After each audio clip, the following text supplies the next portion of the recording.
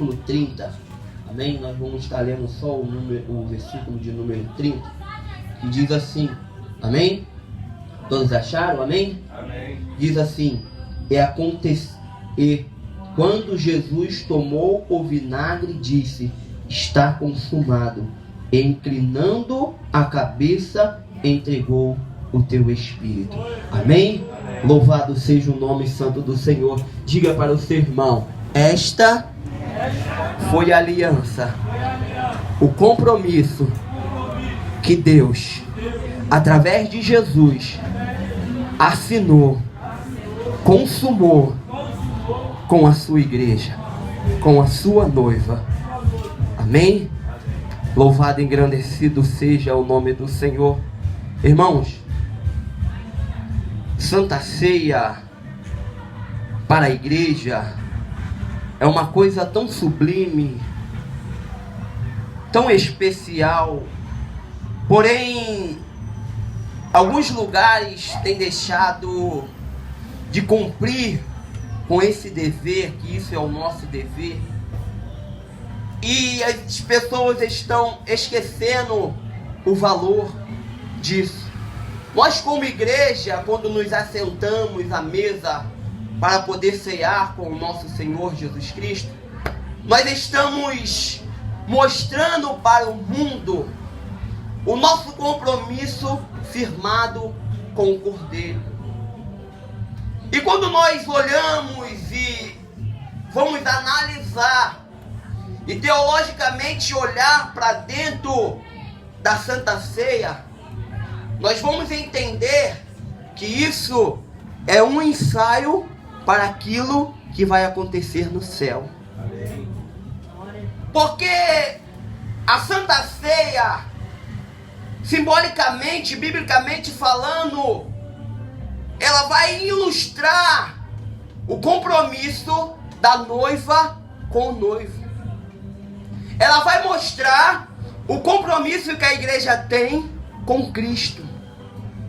Porque a noiva somos nós e Cristo é o noivo, e um dia nós vamos nos encontrar com Ele. Só que no costume judeu, a noiva não vivia junto com o noivo, como nós vemos por aí. Antigamente, quem ia até a noiva era o amigo do noivo. O noivo, ele não tinha contato direto com a noiva. Quem tinha contato com a noiva era o amigo do noivo. O amigo do noivo era quem ia até a casa da noiva saber o que estava acontecendo com a noiva, para poder ir e falar com o noivo. Só que ele nunca ia com as mãos vazias. O amigo do noivo, ele não ia de mão abanando. Ele sempre levava um adorno para a noiva. A missão da noiva era preparar o enxoval. A missão da noiva era estar se preparando com o adorno que o noivo levava. De repente você ainda não está entendendo, eu quero te fazer entender. O amigo do noivo Jesus é o Espírito Santo, e a noiva somos eu e você, e o amigo, ele se encontra aqui nesta noite. Oh, glória. Então todas as vezes que o amigo ia na casa da noiva, a noiva também não recebia o amigo de qualquer forma. Porque o amigo do noivo era como um embaixador. Você já viu como o embaixador é recebido nos outros países? O embaixador, ele tem um prédio só para ele. É claro, não só para ele, mas tem outros embaixadores juntamente com ele, porque ele não é só um. Mas é um prédio para ele, para representar a nação dele dentro daquela outra nação. Então a noiva preparava o melhor guisado. A noiva preparava a melhor comida. A noiva preparava a melhor bebida, sabe por quê? Porque quando o amigo do noivo saísse dali, ele ia levar as boas novas para o noivo. Aí ele ia dizer, olha, aquela varoa cozinha muito bem.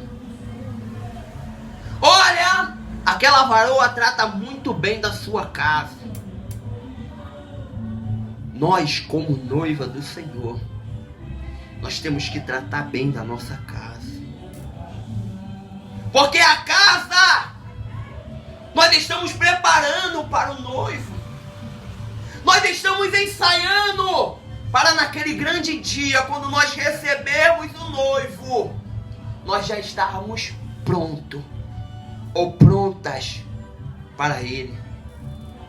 Então o amigo, quando ia, sempre levava o adorno. Já viu quando o amigo está na casa, ele sempre traz fortalecimento para mim e para você? Você já viu que o amigo do noivo traz dons espirituais para mim e para você? Sabe para quê? Para nós estarmos adornados para aquele grande dia. A missão do amigo do noivo era levar o adorno. Por quê? O noivo tinha que adornar a noiva. Você já ouviu falar das 10 dracmas, da parábola das 10 dracmas? Sabe por que aquela noiva ela fica desesperada procurando a outra dracma? Porque foi adorno do noivo. E ela tinha que apresentar. Porque, irmão, imagine você vai se casar com a roupa rasgada. Vai se casar com um sapato furado. Você imagina como as pessoas vão dizer. Então este era o cuidado com o noivo, com a noiva, de adornar ela da maneira certa, para que todos aqueles que vissem, olhassem, pudessem entender como a noiva estava. Como a noiva, eu e você, se encontra nesta noite. Porque o adorno, ele nunca deixou de mandar. Porque os presentes, ele nunca deixou de mandar. Porque aquilo que ele tem para mim e para você, ele nunca deixou de enviar. E nesta noite ele está dando para mim e para você mais um pouco. Deus, aleluia. Mas eu e você, noivas do Cordeiro, devemos estarmos preparados. Então, o amigo do noivo agora vem trazer o adorno. E a noiva vai preparar um guisado. O que você preparou para o noivo nesta noite? Minha mãe falou aqui a respeito de quando no começo da oração ela estava orando e estava dizendo, a pastora melhor dizendo, estava dizendo que acredito, Senhor, que os seus filhos já prepararam o culto desde casa. Desde casa. Quantos de nós já não temos mais preparado o culto para o Senhor? Eu já falei isso aqui, eu acho que umas 10 vezes, eu vou voltar a repetir. Nós erramos em dizer, Senhor, nos dá um culto abençoado. Eu oro assim também. Porque o culto não é Ele quem dá culto é eu e você. Quem vem cultuar não foi ele, foi eu e você. E eu te pergunto, noiva, o que tu trouxe, o que tu está oferecendo para o amigo do noivo? O Espírito Santo que se faz presente aqui nesta noite. O que é que tu está oferecendo a ele nesta noite? O que é que você trouxe? Em algumas igrejas por aí, neste momento eles estariam preocupados com o que você tem no bolso. Neste momento eles estariam preocupados com o que você tem para dar para eles. Mas nesta noite, o amigo do noivo está aqui e está te perguntando, eu vim aqui ceiar contigo, e o que você tem nesta noite para eu contar para o noivo de bom? Deus eterno. O que é que você tem, noiva, para eu dizer para o noivo? Porque quando o amigo do noivo saía, ele ia prestar conta com o noivo e dizia, olha, aquilo que tu me deu, eu entreguei para ela, tá bom? Tá. Ó, e deixa eu te dizer mais, ela varre a casa direitinho, tá? Ela limpa direitinho, tá? Eu não vi sujeira nenhuma naquele lugar.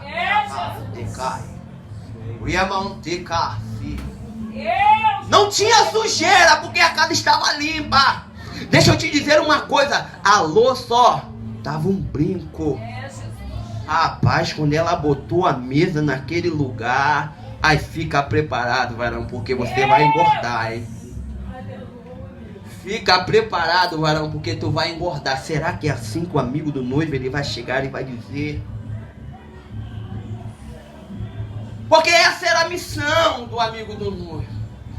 A Santa Ceia, no âmbito espiritual, simboliza isso. Um preparo uma visita do amigo para ele levar para o esposo, para o noivo, aquilo que a noiva tem aprendido, aquilo que a noiva tem granjeado, sabe? Te entreguei 2, te entreguei 5, e para o que entregou 1, ele enterrou. Aí o senhor da casa vai dizer: olha, por que tu não entregaste ao banqueiro? Estratégia. Estava com medo daquilo que ele tinha enterrado. Ele falou: então fazia o seguinte, entregava na mão de alguém, porque esse alguém ia cuidar, porque você não cuidou. Deus eterno. Aí, irmão, uma coisa que muitas igrejas já não falam hoje em dia, a Bíblia vai dizer que o senhor da casa vai tirar dele o que ele não tinha, e o que tinha dado vai arrancar e vai dar para aquele que tinha granjeado mais. Só que é uma parábola para discernir as coisas do céu. E quando vai se discernir as coisas do céu, nunca tem picuinha. Então aqui Deus, ele não está mostrando competitividade. Deus, ele está mostrando que mesmo com um dom, você pode agradar ele. Ele está dizendo para mim e para você que mesmo sentado neste banco, você pode agradar ele. Ele está dizendo para mim e para você que mesmo sendo um intercessor, você pode atingir o coração dele. Glória a Deus. Ei! Aquela mulher cananeia nem fazia parte, mas ela disse: Senhor, meu filho está moribundo, está morrendo, por favor, socorre ele. Aí o Jesus vai virar e vai dizer: olha, eu vou dar comida para os meus filhos. E ela vai dizer: olha, Senhor, até os cachorros comem das migalhas que caem da mesa do seu Senhor. Aquela mulher vai falar isso, o coração de Jesus vai se encher, e ele vai dizer: eu nunca vi fé como esta, nem em Israel. Vai embora, pode ficar tranquilo, porque o teu filho está sarado. Ele está sarado, e a Bíblia vai dizer que aquela mulher chegou e o teu filho estava bem. Sabe por quê? Porque ela não alcançou o coração do Senhor com grandes riquezas, não. Foi com uma simples adoração. Quem é esse evangelista? Ela não adorou. Adorou sim, sabe por quê? Porque quem conhece e reconhece o poder de Deus, adora a Deus. Aleluia. Quem conhece, reconhece, se inclina e sabe que Ele é poderoso para fazer. O amigo do noivo, ele está aqui nesta noite. Ele tem adorno para mim e para você, sabe? Ele tem adorno para mim e para você. Quando eu cheguei neste lugar, eu falei: Senhor, envia um anjo. Um anjo com bandeja de alimento espiritual para a tua igreja, porque é o que nós precisamos, é o que nós necessitamos, de alimentar o nosso espírito. Sabe por quê? Porque este mundo é perverso, porque este mundo é cruel. Ele não tem pena de mim, ele não tem pena de você, porque o nosso adversário, a Bíblia vai dizer, no livro de Pedro, vai dizer para mim e para você que ele fica ao nosso derredor, como um leão, bramando. Você sabe, como um leão bramando, querendo avançar, só que ele não pode. Louvado e engrandecido seja o nome do Senhor. Só que ele não pode, ele só pode bramar e olhar. Ele só pode olhar de longe e ficar rodeando. Irmão José Otávio, ó, fazendo só assim, ó. Sabe por quê? Porque a Bíblia vai dizer no livro de Salmo: porque o Senhor coloca um anjo do lado daqueles que temem a Ele e livra. Aí o amigo do noivo, ele vai falar com o noivo o que é que a noiva tem. Eu não vou estender muito, que a gente ainda precisa ministrar a Santa Ceia. E ele vai dizer para o amigo do noivo o que a igreja tem. O compromisso da noiva é de se adornar. Porque adorno o noivo está enviando. A Bíblia vai dizer que na parábola das 10 virgens, que no dia da bodas Eles estavam esperando o noivo. Eram 5 loucas e 5 prudentes. 5 nércia, 5 prudentes.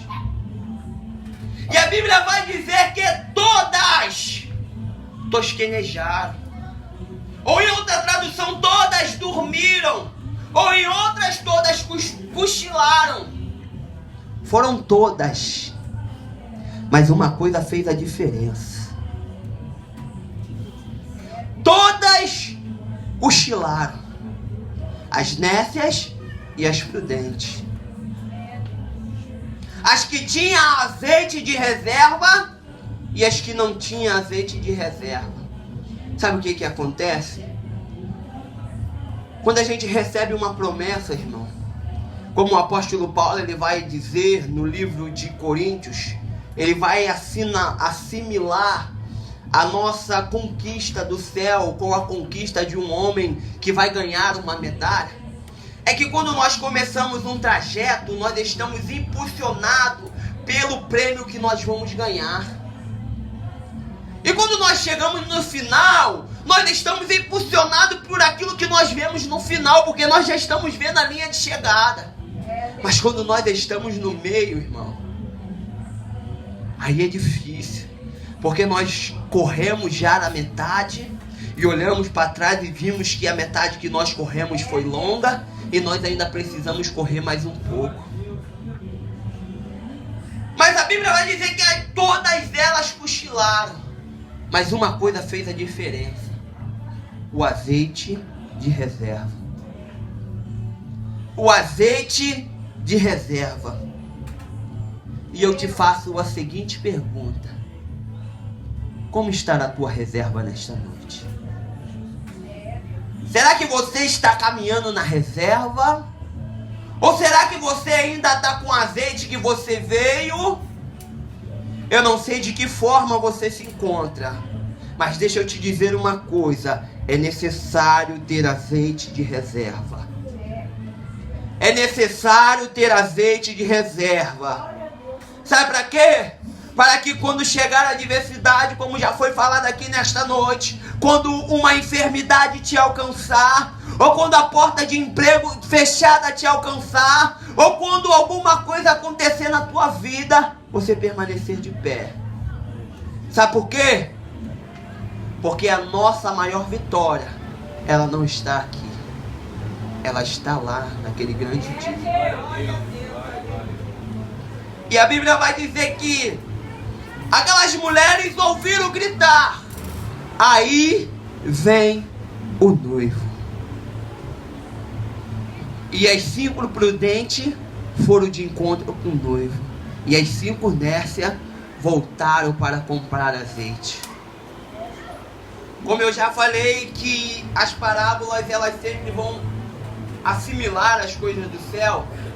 Uma vez eu estava ouvindo na consagração, eu estava ouvindo uma irmã pregar sobre esta palavra, e rapidamente me veio na mente em pensar assim: Senhor, não poderia as 5 prudentes levar as 5 noivas com o seu azeite? Não poderia? Só que, como eu disse, irmão, Jesus ele vai usar a parábola para explicar as coisas celestiais. E ir para o céu não tem condições de ir de carona. Ir para o céu não dá para dividir o táxi. Ir para o céu não dá para rachar o Uber. Ir para o céu é passagem exclusiva. E isso quem garante é eu e você. Isso quem garante somos nós. Porque não dá para rachar, não dá para facilitar. Porque o Uber, quando nós pegamos, muitas das vezes a gente lá em casa vai sair para algum lugar e a gente quer o Uber é baratinho, de um lugar para o outro, R$10. Aí vai 4 pessoas, vamos fazer o seguinte: a passagem é R$2 mesmo. Vamos fazer o seguinte: cada um dá R$2,50, a gente vai e para no lugar que a gente quer. Só que para o céu não vai ser dessa forma não, meu irmão. Para o céu a tua passagem, o seu passaporte tem que ser carimbado com o sangue do Cordeiro. E quando o carimbo do sangue do Cordeiro bate no teu passaporte, você não pode pecar mais. Eu estou falando pecar de pecados de transgressão. Não estou falando de pecado que eu e você cometemos todos os dias, não. Eu estou falando de pecado de transgressão. Mas naquele grande dia nós vamos encontrar com o amigo do noivo. Eu vou encerrar a mensagem aqui. E João capítulo 19, versículo 30 vai dizer que ele, Jesus, tendo bebido vinagre, ele disse: está consumado. Ele diz em hebraico, no original, tetelestai, está consumado. Ou seja, a aliança do Senhor com a igreja, com a noiva, foi realizada ali naquele dia. Aleluia. E o Senhor, ele tem enviado o amigo para a noiva. E naquele grande dia nós vamos nos encontrar com ele no oral celestial. Quando todas as coisas se cumpriram, ele disse: está consumado. O ladrão da direita disse: tu não é o Cristo? Salve a ti e nós também.